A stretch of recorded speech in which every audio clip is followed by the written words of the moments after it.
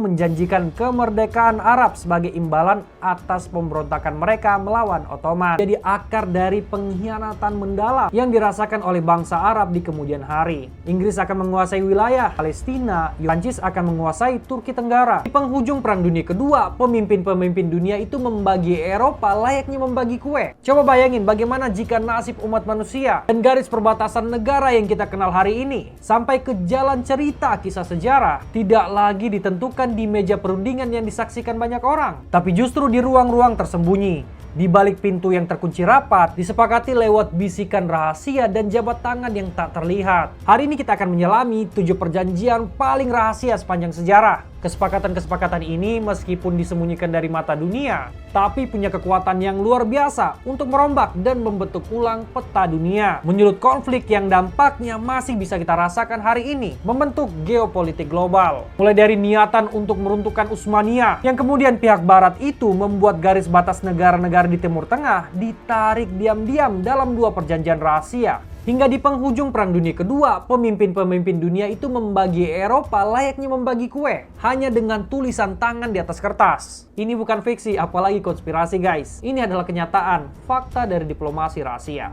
Daya tariknya itu sederhana, fleksibilitas. Para pemimpin bisa menjajaki berbagai pilihan, mencari solusi, tanpa perlu khawatir dengan opini publik ataupun tekanan dari luar. Ini dianggap sebagai cara paling efektif untuk mencapai tujuan strategis. Namun di balik ini tersimpan bahaya yang besar, kurangnya tanggung jawab, dan potensi pengkhianatan. Ini bisa memicu konsekuensi jangka panjang yang tak terduga, seringkali berujung pada ketidakstabilan dan konflik yang terus meluas. Contohnya seperti lahirnya sistem aliansi yang rumit, yang memicu Perang Dunia I. Lalu timbul pertanyaan, kenapa perjanjian-perjanjian ini kemudian harus dirahasiakan? Biasanya sih untuk mengamankan sekutu di masa perang, membagi hasil rampasan, menyimbangkan kekuatan, atau bahkan menghindari pengawasan publik. Ini adalah cerminan dari real politik paling murni, di mana kepentingan negara itu mengalahkan segalanya, termasuk pertimbangan moral dan aspirasi rakyat. Bersiaplah karena kita akan membuka arsip-arsip tersembunyi, mengungkap kisah-kisah di balik layar yang mengubah segalanya, dari pengkhianatan di Afrika hingga pembagian di Eropa. Sebelum mulai, jangan lupa di-subscribe dan hidupin lonceng notifikasinya. FBI, open up!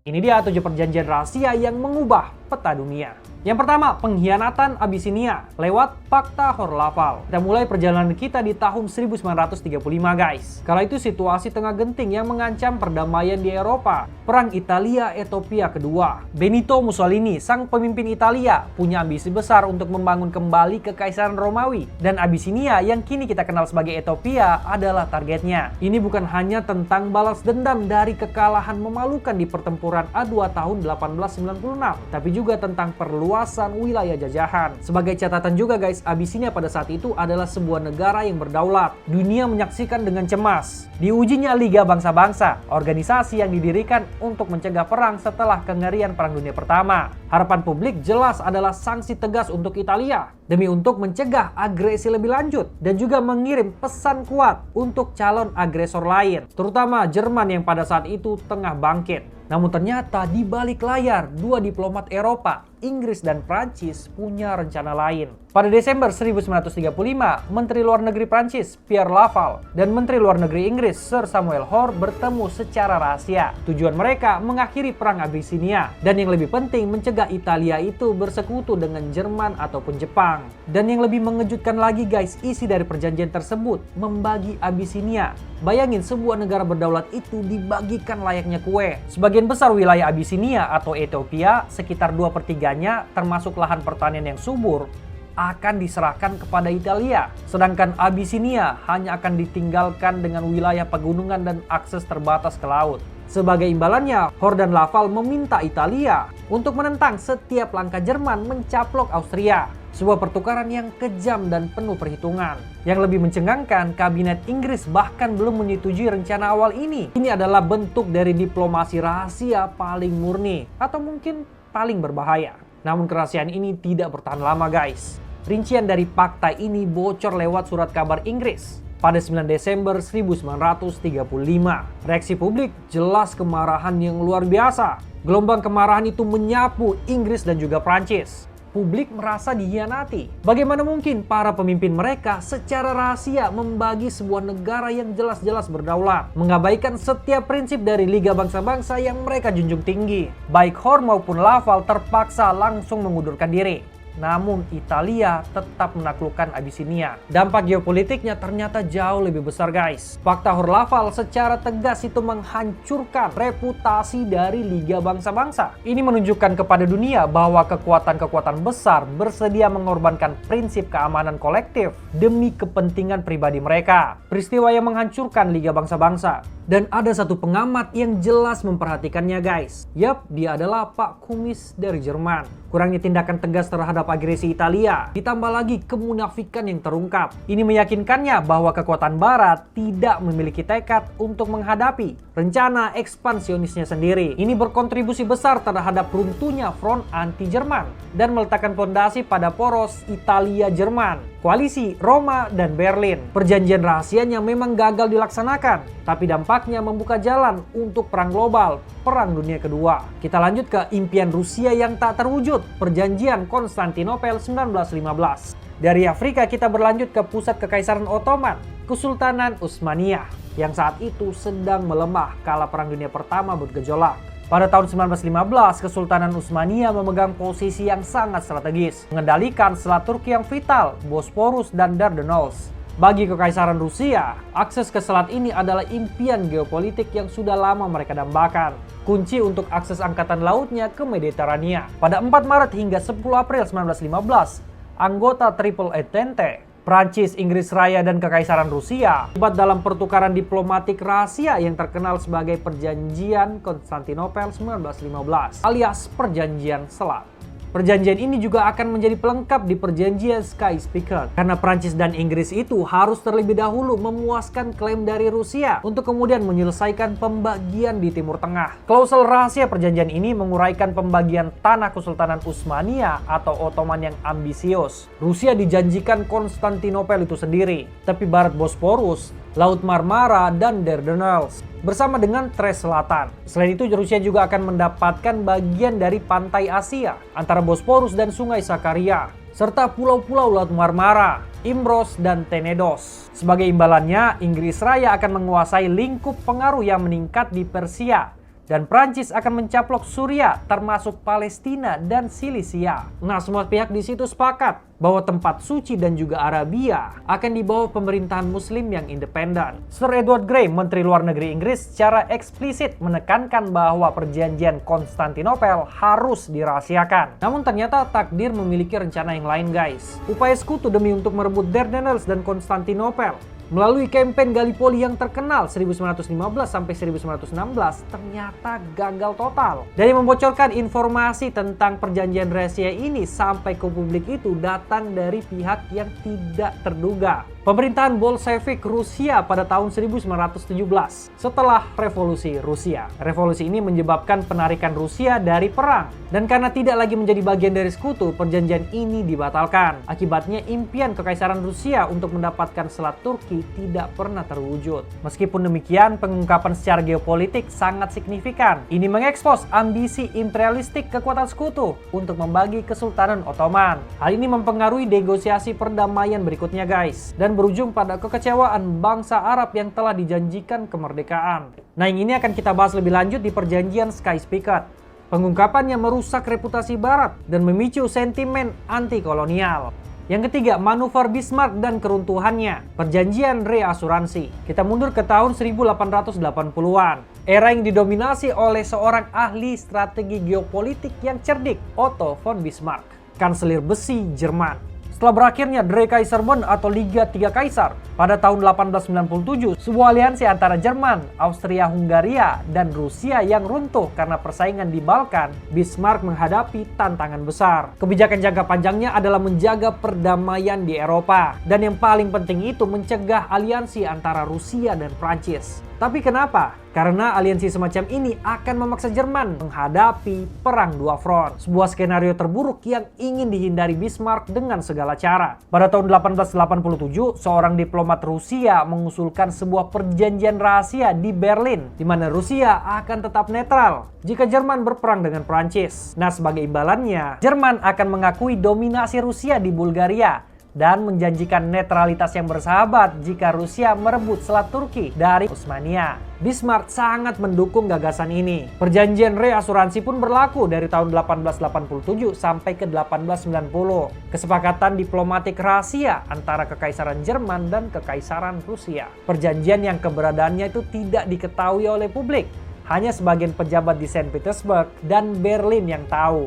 Perjanjian ini adalah pilar penting dari aliansi Bismarck. Berhasil menjaga perdamaian dan juga dominasi Jerman di Eropa, membantu meredakan ketegangan antara Rusia dan juga Jerman. Namun nasib politik memang seringkali tidak terduga guys. Setelah Bismarck kehilangan kekuasaannya pada tahun 1890, musuh-musuhnya di Kementerian Luar Negeri meyakinkan Kaisar Wilhelm II bahwa perjanjian itu terlalu menguntungkan Rusia dan tidak perlu untuk diperpanjang. Kaisar Wilhelm II percaya persahabatan pribadinya dengan Tsar Alexander III akan cukup dan dia memprioritaskan membangun hubungan yang lebih baik dengan Inggris. Pada tahun 1896, Bismarck yang sudah pensiun akhirnya menebar sensasi dengan mengungkapkan perjanjian tersebut kepada surat kabar Jerman. Dia menyalahkan penggantinya, Caprivi, atas kegagalan memperbarui perjanjian itu, menyatakan bahwa kegagalan itu memungkinkan Prancis dan Rusia untuk membentuk aliansi. Tidak diperbaruinya perjanjian ini secara geopolitik mendorong Rusia menjauh dari aliansi Jerman. Ini secara langsung menghasilkan pembentukan aliansi cepat, aliansi Franco-Rusia antara tahun 1891 dan 1892. Aliansi ini menciptakan dua blok yang berlawanan di Eropa, sebuah bencana bagi Jerman, dan salah satu penyebab jangka panjang Perang Dunia Pertama. Yang keempat, kemenangan yang dimutilasi Italia, Perjanjian London. Kembali ke tahun 1915 di tengah medan Perang Dunia Pertama, Italia, meskipun secara historis bersekutu dengan blok sentral, memilih untuk tetap netral pada awal perang. Namun negara-negara Triple Entente, Inggris, Prancis, dan juga Rusia sangat berkeinginan untuk membujuk Italia untuk bergabung ke grup mereka. Mereka berharap partisipasi Italia akan mengalihkan kekuatan blok sentral dan mendorong negara-negara Balkan lainnya untuk bergabung. Motif Italia sendiri murni keuntungan. Mereka mencari tujuan irredentis di Austria-Hungaria, wilayah yang mereka anggap bagian dari Italia secara historis, dan memperluas kekaisaran kolonial.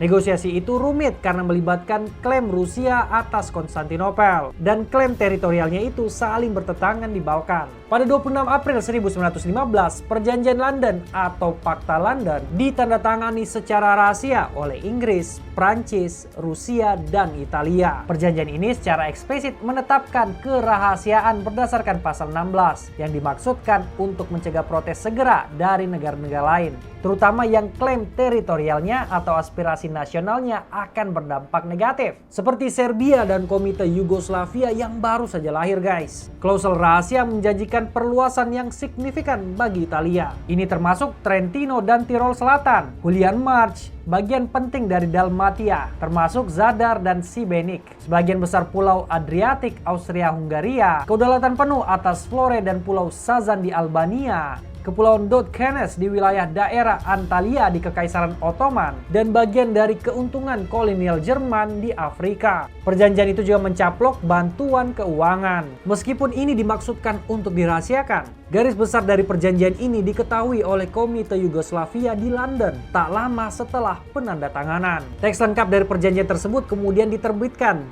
lagi oleh kaum Bolshevik setelah Revolusi Oktober, mengungkap janji-janji rahasia ini tersebar ke dunia. Sebagai dampak langsung, Italia menyatakan perang terhadap Austria-Hungaria pada Mei 1915. Namun janji-janji teritorial yang dibuat dalam perjanjian, terutama mengenai Dalmatia, secara langsung bertentangan dengan prinsip penentuan nasib sendiri yang diadvokasi oleh Presiden Amerika Serikat Woodrow Wilson dan Komite Yugoslavia. Serbia dan Komite Yugoslavia sangat memprotes pengabaian dari prinsip ini. Pada Kongres Perdamaian Paris 1919 sampai 1920, Wilson menentang perjanjian tersebut dan menganggap tidak sah karena perubahan mendasar setelah pecahnya Austria-Hungaria. Akibatnya keuntungan teritorial dari Italia itu sangat berkurang drastis. Pengaruh keuntungan teritorial ini mengarah pada perasaan kemenangan yang dimutilasi di Italia yang digaungkan oleh penyanyi nasionalis Gabriele D'Annunzio. Sentimen nasionalistik ini berkontribusi pada munculnya fasisme di Italia. Perjanjian London dan klaim teritorialnya dipandang sebagai penghalang utama bagi pembentukan Yugoslavia. Namun ancaman aspirasi teritorial di Italia Adriatik juga menjadi motif kuat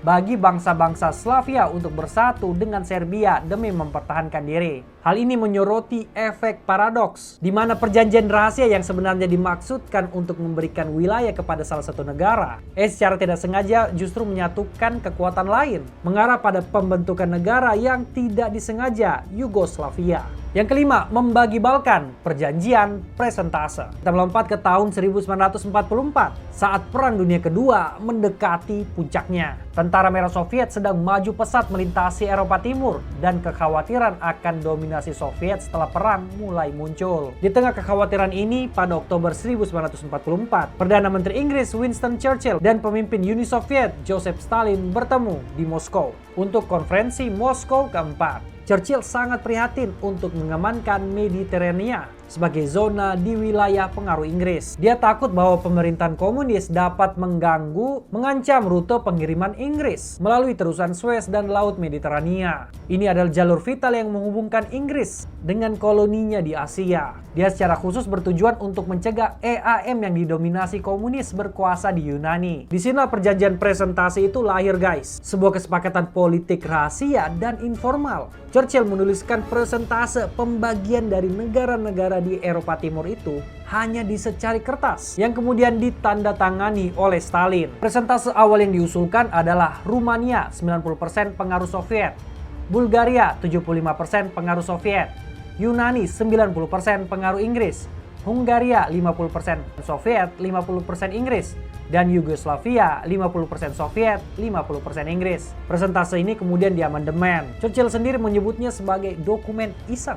Presiden Amerika Serikat Roosevelt telah dikonsultasikan dan secara tentatif setuju. Tetapi Churchill khawatir bahwa jika Roosevelt sepenuhnya terlibat dalam diskusi tentang Yunani, Amerika Serikat mungkin saja akan berpihak kepada Soviet dan mendukung EAM atau Front Pembebasan Nasional sebagai pemerintah yang sah di Yunani. Roosevelt sendiri awalnya tidak mengetahui isi lengkap KTT Moskow dan perjanjian presentase selama berbulan-bulan. Dampak langsung perjanjian ini terlihat jelas langsung di Yunani, di mana Stalin berjanji tentara Merah Soviet itu tidak akan memasuki Yunani, guys. Kesepakatan ini dianggap sangat menguntungkan bagi Inggris karena mengamankan Yunani dalam lingkup pengaruh Inggris. Akibatnya kaum komunis kalah dalam perang saudara di Yunani dan Yunani tetap berada di luar lingkup Soviet. Sedangkan di Rumania dan Bulgaria, Inggris mengakui negara ini yang sudah diduduki oleh tentara Merah Soviet, berada dalam lingkup pengaruh Uni Soviet. Perjanjian ini bertujuan untuk menstabilkan dunia pasca perang dan mengikat Soviet dengan cara yang menguntungkan kepentingan Inggris. Hal ini mencerminkan ideologi anti-komunis Churchill dan ketakutan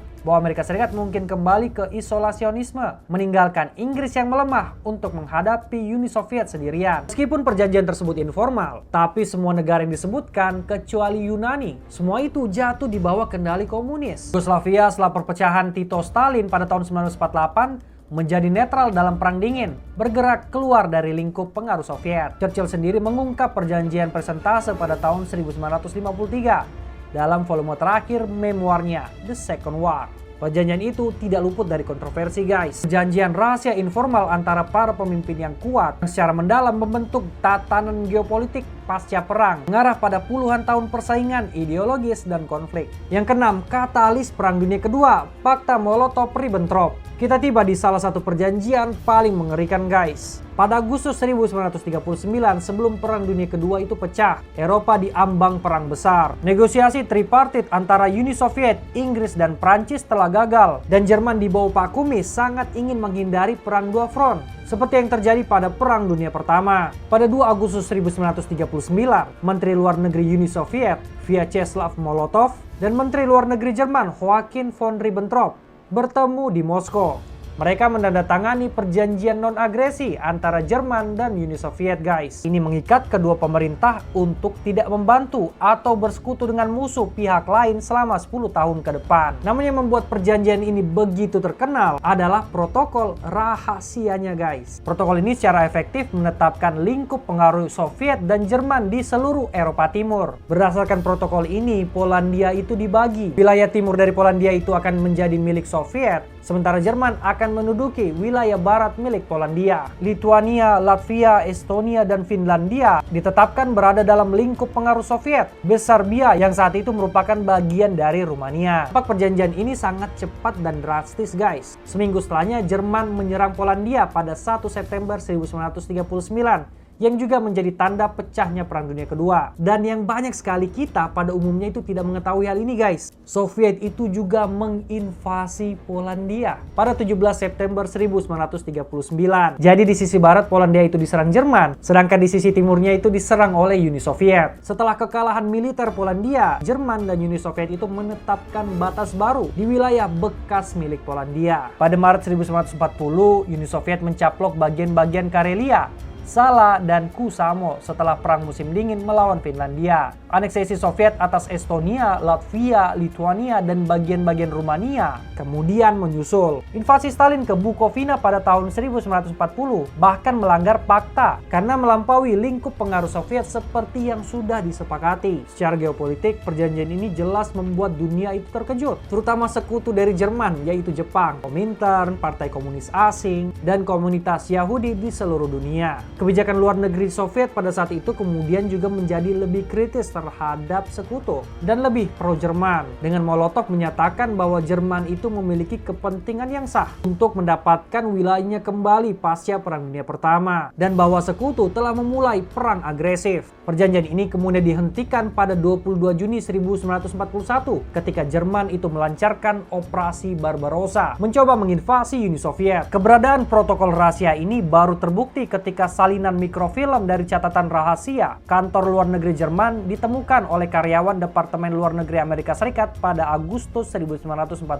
Sedangkan konsekuensi jangka panjangnya, guys, masih terasa. Wilayah Polandia yang dianeksasi oleh Uni Soviet tetap berada di Uni Soviet setelah perang dan kini menjadi bagian dari Ukraina dan Belarus. Wilayah yang dianeksasi dari Rumania diintegrasikan ke dalam Uni Soviet dengan inti Serbia sekarang membentuk Moldova dan Bukovina Utara, dan wilayah Hertsy membentuk bagian dari Ukraina. Yang terakhir, yang ketujuh, warisan Timur Tengah yang terpecah. Perjanjian Sykes-Picot 1916. Kita tiba di perjanjian rahasia yang mungkin paling terkenal, guys, yang juga paling kontroversial dan dampaknya masih terasa hingga hari ini. Pada masa Perang Dunia Pertama, Kesultanan Utsmania memegang posisi yang sangat strategis, dan negara-negara Triple Entente, Inggris, Prancis, dan Rusia sangat berkeinginan untuk membaginya. Itu terlihat jelas, guys, dalam perjanjian sebelumnya, Perjanjian Konstantinopel. Namun di tengah negosiasi rahasia ini, Inggris juga terlibat dalam korespondensi Hussein-McMahon 1915-1916, di mana mereka itu menjanjikan kemerdekaan Arab sebagai imbalan atas pemberontakan mereka melawan Ottoman.